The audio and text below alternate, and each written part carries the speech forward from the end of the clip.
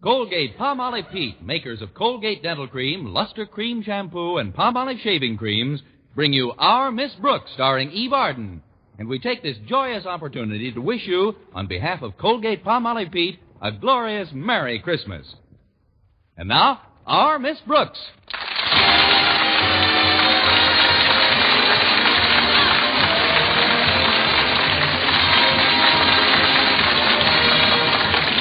It's time once again for another comedy episode of Our Miss Brooks, written by Al Lewis. Well, most of us spent Christmas Eve with our families and friends. But our Miss Brooks, who teaches English at Madison High School, wasn't quite so fortunate. No, my family was too far away to visit, and it seems my friends had other plans. But I made up my mind not to brood about it, and was trimming a rather tiny tree in our living room when my landlady, Mrs. Davis, joined me. What a nice tree, Connie. It isn't really, Mrs. Davis, but it's the only one I could afford. Oh, what did you pay for it? I found it in a vacant lot.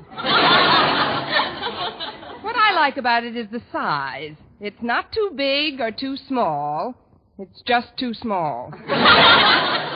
I'd like to stay here and celebrate Christmas Eve with you, Connie, but I promised my sister Angela I'd come over to her place. You remember Angela? The absent-minded one? Oh, certainly, Mrs. Davis. She always got a big thrill out of the holidays, even when we were girls. Of course, the poor dear could never remember when it was actually Christmas. And one Christmas morning, she did the funniest thing. What's that, Mrs. Davis? What's what, dear? What did Angela do? Angela? Your sister. My sister? The absent-minded one. What did she do? I haven't spoken to Angela in some time. What has she been up to? That's what I'd like to know. Maybe I can refresh your memory. Christmas morning, Angela did the funniest thing. Christmas morning isn't until tomorrow, Connie. You must be confused. Well, don't worry about it. I only get these spells once in a while. Well, you shouldn't let it go, Connie. If you don't mind my offering a little advice, I'd like to suggest that you train your mind to concentrate more. I'll do it, Mrs. Davis. Now, I've developed a little scheme which works wonders for me. Supposing you have trouble remembering where you put things around the house.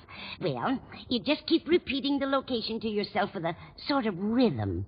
For example, I just chant to myself, the mustard's in the closet, the bread is in the box. The mustard's in the closet, the bread is in the box. The mustard's in the closet, the bread is in the box.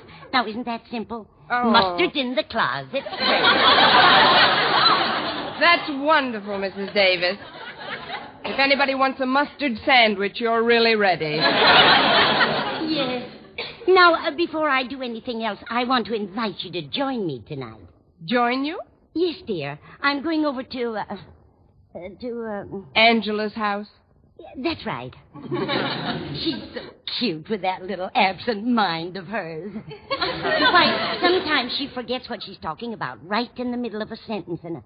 Oh, dear me, I hope that cat's got enough milk. Well, I'm sure if we, But then, maybe someday, or if it doesn't seem to... And that's why I can't join you tonight. Thanks anyway, Mrs. Davis. I'll just spend a quiet evening at home here. But how about Mr. Boynton? Don't tell me he was too shy to ask you for a date on Christmas Eve. Why do you think there's mistletoe on all four walls? No, Mr. Boynton asked me all right, but then he canceled yesterday. Said he's going upstate to visit his folks for a couple of days. But don't worry about me, Mrs. Davis. I'll have a gay time. I'll listen to the radio, read, and from this window I can see our neighbor's television antenna. But what about the little gifts you got for Walter Denton and Mr. and Mrs. Conklin and Harriet? When are you going to deliver them? Oh, they told me not to bother. They said we'd exchange on the 26th. The 26th? But I don't think the day after Christmas is the time to exchange gifts. You don't? You should see the department stores. What's that, Mrs. Davis? It's Minerva. Where are you, dear? Oh, she's over by the tree. Here, Rover. Minerva. Isn't it the strangest thing how she bites at the pine needles? I guess the rosin in them appeals to her. I'd swear she likes the taste of it. I guess to her it's like a Tom and Jerry, or rather a Minnie and Mickey. Come on, Minerva, come on over here. We might as well get friendly. We're going to spend the evening together. Well, I'll be running along now, dear. I hope you won't feel too lonely. Oh, I'll be fine, Mrs. Davis. After all, I do have an imagination. I'll hang my stocking up in a little while, and then when I'm pretending that I'm asleep, I'll sneak in and fill it. Oh, before you know it, it'll be midnight. Midnight of Christmas Eve. I can just picture it. A short, thin man in a black suit comes sliding down the chimney with an empty bag. St. Penniless, the schoolteacher's Santa Claus. Well, at least you're not bitter. Now, Connie, about my sister, Angela? Oh, thank you, dear. About my sister Angela. Yes? Good night, Dorothy. Good night, Bernice. Oh, stop drinking those pine needles, Minerva. Come on over here. There's a good kitty. Now I'll just settle down in Mrs. Davis's rocker, and we'll have ourselves a nice, quiet rock.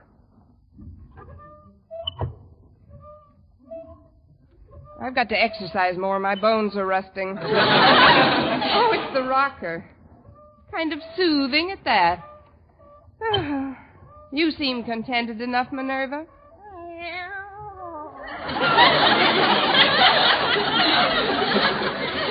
'Twas the night before Christmas, and all through the house not a creature was stirring, not even a mouse. Oops, sorry, Minerva. I didn't mean to upset you, Minerva. Oh, gosh, I'm sleepy. Now, who can that be? Expecting anyone, Minerva? That's funny. There's nobody here. I'm here. Where? Oh, leaning on my knee. What can I do for you? Well, I'm a salesman, but I don't believe in giving any sales talk or sob stories. All I do is tell you what I'm selling. And if you want to buy, okay. If not, okay. Okay, what are you selling? Well, it's Christmas Eve, and I'm just a small urchin, a little on the underprivileged side. And I'm trying to make a few dollars to get some wood to heat our tiny apartment, so that while she's singing to my 3 sick sisters, my mother's lips don't turn blue. That's what I like, no sob stories. If you're selling handkerchiefs, I'll take 6. Oh, no, ma'am, I'm selling Christmas trees. They're only $1 a piece. But I've already got a Christmas tree. Then I'll make it 50 cents. But I don't need How about a quarter? Look, little boy. Well, payments can be arranged. Oh, please take one, ma'am. These aren't ordinary trees, you know. They're magic. Magic? Yes, ma'am. You'd be surprised what miracles will happen to you if you buy one. Well, a quarter isn't too much to pay for a miracle. It's 50 cents. I thought you said 25. That's when you sounded tougher to sell. Oh. Well, before I melt down to my coal buttons and the stovepipe hat, here's 50 cents. Well, you won't be sorry, ma'am. Here's the little tree. Hey, it is kind of cute at that. Would you like to come in and help me set it up? I can't. I've got to get right home. My sitter's been alone long enough. Sitter? Well, what about your mother and the firewood? Well, that's just a routine. My folks are attending a dinner the other bank presidents have given for Father. With the pitch you've got, you'll have your own bank by the time you're 12. Thanks a lot. Good night, lady, and Merry Christmas. Same to you, you little underprivileged millionaire. I'll put this tree over here. Maybe we can find some extra trimmings for it in the morning. Minerva, will you stop gnawing on those pine needles? I wish I knew what made them so appetizing to her.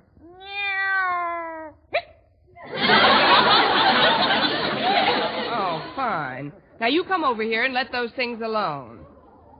There we are. Well, I guess I'm not the only one that's spending Christmas Eve alone, without family or friends. But who can tell? Maybe Santa Claus has something up his big red sleeve that I don't even know about yet. Of course, I do have a squeaky rocker and Minerva. Jingle bells, and merry stuff like that. Oh, what fun it is to rock with a big, fat, drunken cat.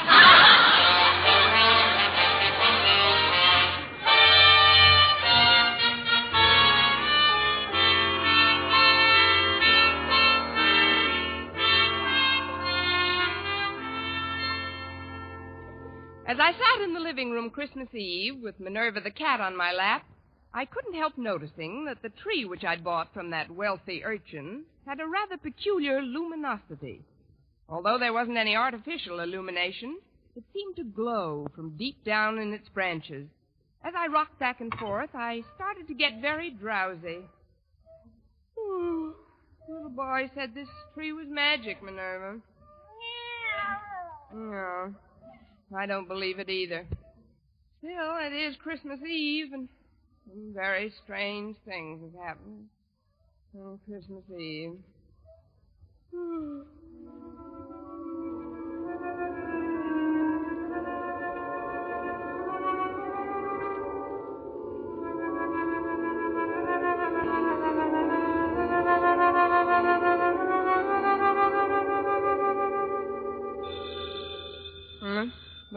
What's that? Oh, I must have been dozing. Coming! Well, it's Walter Denton. Come in, Walter. Noel, joy you is Noel. Gracias. Come on into the living room, Walter. Oh, thanks, Miss Brooks. Here, I brought you this little gift to put under your tree. Oh, that was very thoughtful, Walter. Put it under this tree over here. Okay. Say, you've got 2 trees, haven't you? Yes, one for Minerva and one for me. What? Don't pay any attention to her. She's pine needle happy. Oh.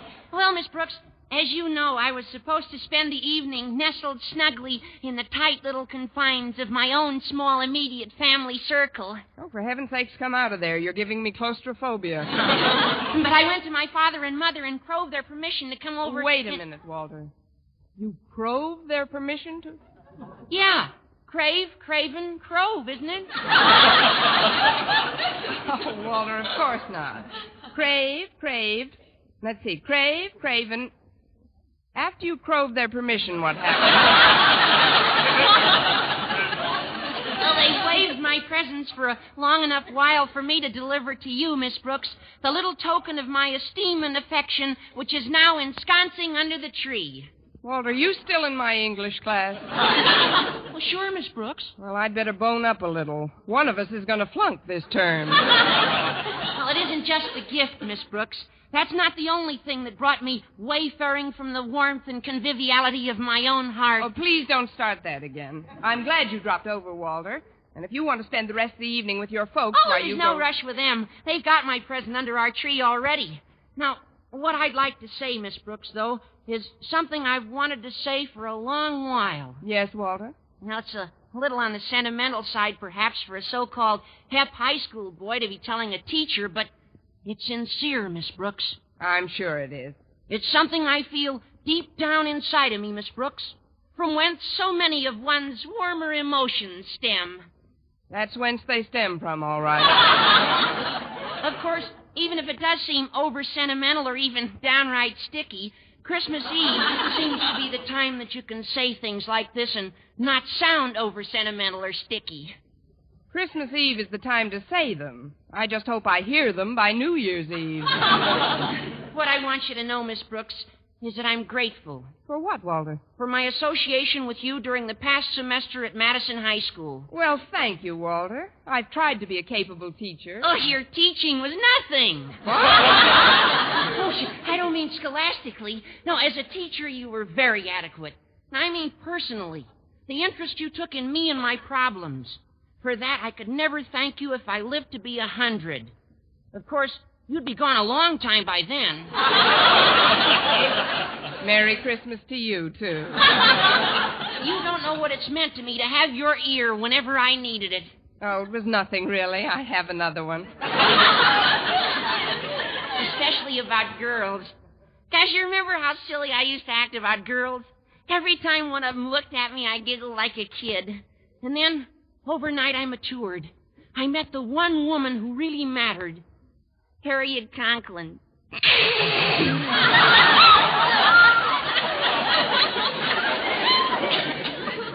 She certainly made something out of you, Walter. I don't know what, but something. You saw me through the difficult transition period of that amour as well, while Harriet and I were adjusting to one another. It was wonderful to be able to come down to you for advice, Miss Brooks. It isn't every boy who has such an interest taken in him by some intelligent elderly person. Give me back my ear. I can't hear you. Not that you're ancient or anything. Gosh, I've seen girls who don't look as good as you do. Girls? What do you think I am? Shut up, Minerva. By the way, Miss Brooks, I see you got lots of mistletoe on the walls. Were you expecting Mr. Boynton tonight? Yes, Walter, I was. We were going for a wheelchair ride together. But he had to visit his folks upstate. His folks? Gosh, they must be well along in years. His father's over 50. They may shoot him next spring. Look, Walter, while you're here, you might as well pick up the little gift I got for you. Oh, but Miss Brooks, you shouldn't have. Where is it? Under the tree on your right. It isn't much, just a remembrance. Oh, gee, I almost forgot. I can't open it yet. Why not? Oh, you mean you want to put it under your tree at home and open it with your family? Oh, not exactly, but... Well, I'll get it later, Miss Brooks.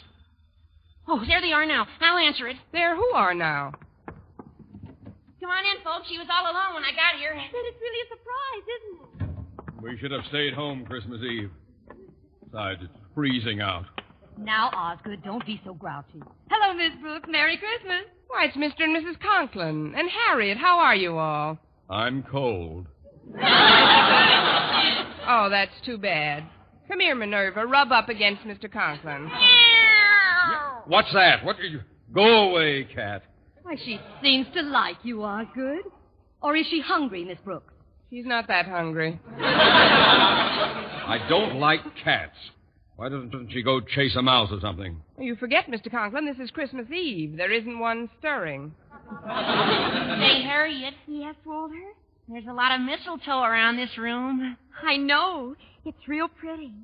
Osgood, notice all the mistletoe in this room? What? Oh, that green stuff. More often than not, it makes me sneeze. Oh, come on, Osgood. Let's see if it does. Oh, now, Martha, don't embarrass me so. It doesn't make you sneeze, does it, Harriet? I'm willing to find out. Here's a nice wreath of it on this wall. Yeah. Well, here we are. Yeah. Here we are.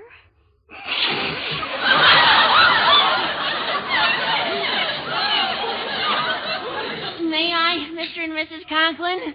If it's all right with Harriet, it's all right with us. Oh, come on, Walter. We're getting old.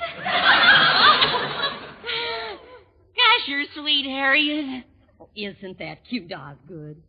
Come here, dear. How about one for your faithful old wife? Well, it is customary, I guess. I'm under the stuff. Now, pucker up, dear. Very well. Yeah. You see, I told you. Ah!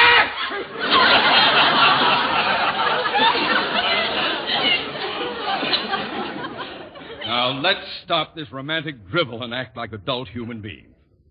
Miss Brooks, I'd like to take advantage of this visit to inquire as to your plans for the coming year's classwork.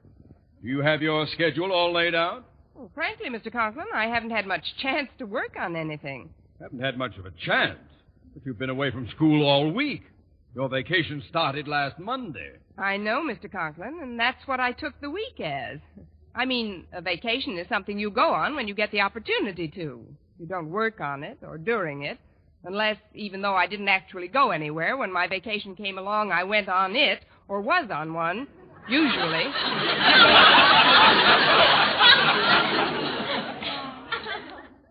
And you wanted to be the head of the English department. Please, Osgood, this is no time to talk of school affairs. We're here to spend part of our holiday with Miss Brooks. It was very nice of you to think about me, Mrs. Conklin. It was nice of all of you. Where are Walter and Harriet? Denton, get my daughter away from that mistletoe at once. But, Mr. Conklin, Harriet isn't allergic to mistletoe. No, but I'm allergic to you. Harriet's almost irresistible sometimes, especially alongside of older women like Mrs. Conklin and Miss Brooks. Saved by the bell. I'll get it. Why, Mr. Boynton, come in. Oh, thanks, Miss Brooks. I thought you were going upstate to see your folks. Well, I was, but they sent me a wire that they wanted to come down here for a week or so. They'll arrive in the morning, so I thought I'd drop this little gift off for you tonight. Oh, but you shouldn't have. Where is it? Let's just put it under the tree in the living room. Look who's here, everybody. Well, it's Mr. Boynton. Hi there, Mr. V. This is nice. Hello, Boynton. Hello, folks. This is beginning to get more like Christmas Eve every minute. Sit down, Mr. Boynton. I'm certainly glad your folks decided to visit you instead of vice versa. Oh, so am I. There's a particularly good reason why I'm glad. There is? Yes. It gives me a chance to see how my guinea pigs are affected by this cold snap. So far, they haven't reacted at all. What do you expect them to do? Blow on their paws?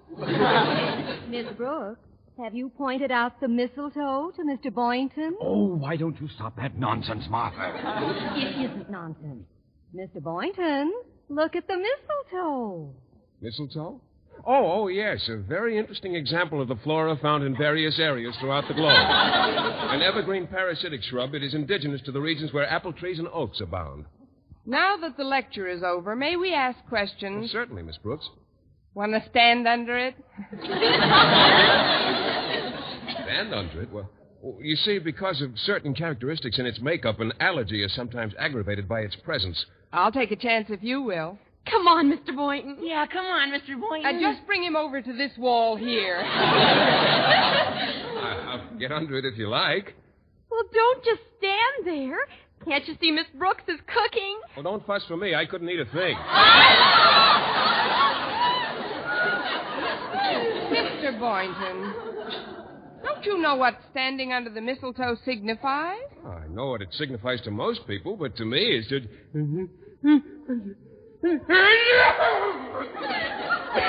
Well, there goes 85 cents worth of mistletoe. Hey, I know what let's do. Let's open up the presents right now. Swell. A splendid suggestion, Walter. Shouldn't we wait until just before we leave? Might be less embarrassing that way. Well, if you want to open them now, Golly, this one tree is pretty crowded. I'll put some of these packages under this little one over here. Look out, Walter. You're bumping into one of the branches. Look out.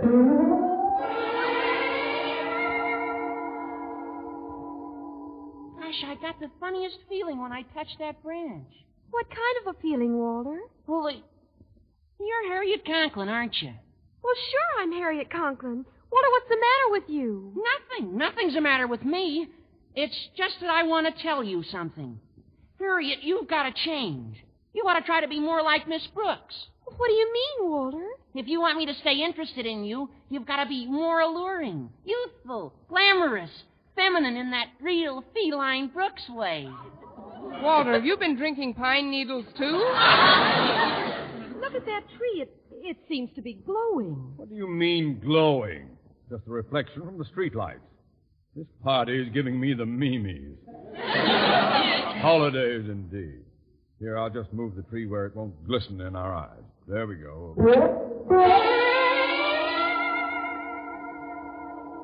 Ho, ho, ho! Merry Christmas! Why, Mr. Conklin. Of course I'm Mr. Conklin. Happy-go-lucky, fun-loving, gag-a-minute Osgood. Gag a minute, Osgood. Sometimes I've wanted to. Miss Brooks, is that really you standing there? I think so, Mr. Conklin. Why do you ask? Because you suddenly look so different, so intelligent. Miss Brooks, I've made up my mind. You are now head of the Madison High English Department. Well, thank you, fun-loving Osgood. I'm going to put this wonderful tree where it belongs, right in the center of the room. Give me a hand, Boynton. Oh, yes, sir, Mr. Conklin. I'll just take this end here and...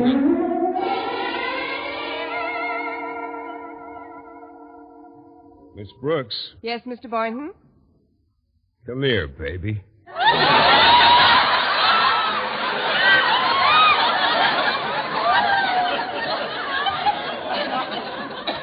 What? I said, come here, Connie. You did not. You said, come here, baby, and I'm here. Look, he's taking her over over to the mistletoe. Oh, isn't it wonderful? Well, what are you going to do, Mr. Boynton? Just call me Phil, Connie. And this is what I'm going to do.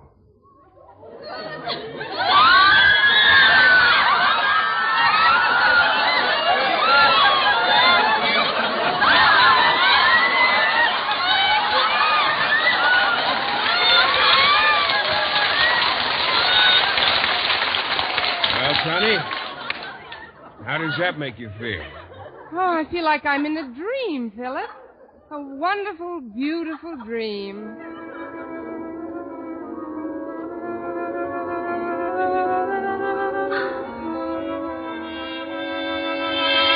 Well, what's that? Mr. Boynton, where did you go? Where is everybody? Oh, I must have been dreaming. Well, that's real enough. I'll be right there. Oh, sorry, Minerva. I didn't mean to drop you.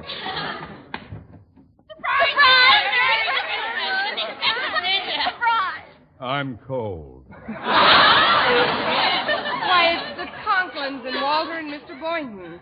But you all just left. Come in.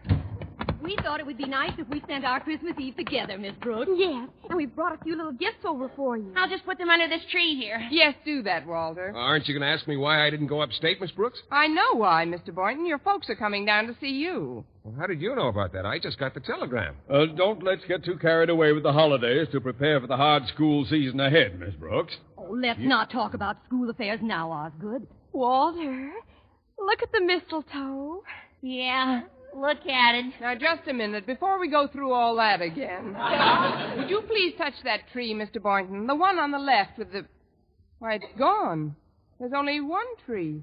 Miss Brooks, are you all right? Of course I'm all right. Could I have dreamt that part, too? Mr. Boynton, would you do me a favor, please? Of course, Miss Brooks. What is it? Would you touch the Christmas tree? Touch it? Please, it's important. Oh, all right. There. Nothing happened. Well, what did you expect would happen? A miracle. Oh, excuse me, I'll be right back. Well, I'm a little urchin, and I'm selling magic Christmas trees. But you just... Please buy one, lady. They only cost 50 cents apiece. 50 cents? That's right. Here's $2. Give me 4 of them.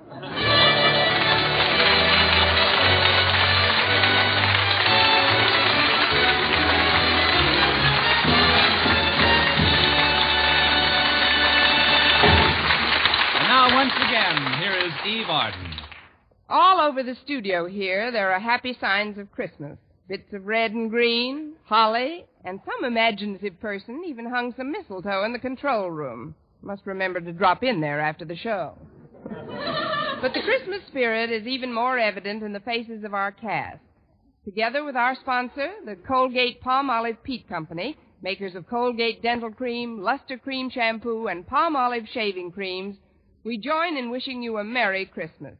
Yes, Jeff Chandler and Gail Gordon, Jane Morgan, Virginia Gordon, Dick Crenna, Gloria McMillan, Jeffrey Silver, our writer-director Al Lewis, and our producer Larry Burns, our conductor Wilbur Hatch, and all the others on the Our Miss Brooks show. And we're gathered here to say, may this be the most joyous of the holidays for all of you. Good night.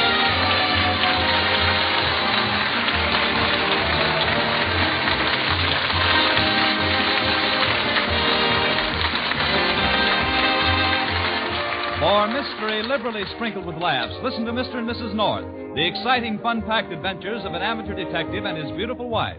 Tune in Tuesday evening over most of these same stations. And be with us again next week at this same time for another comedy episode of Our Miss Brooks. Bob Lamont speaking. This is CBS, the Columbia Broadcasting System.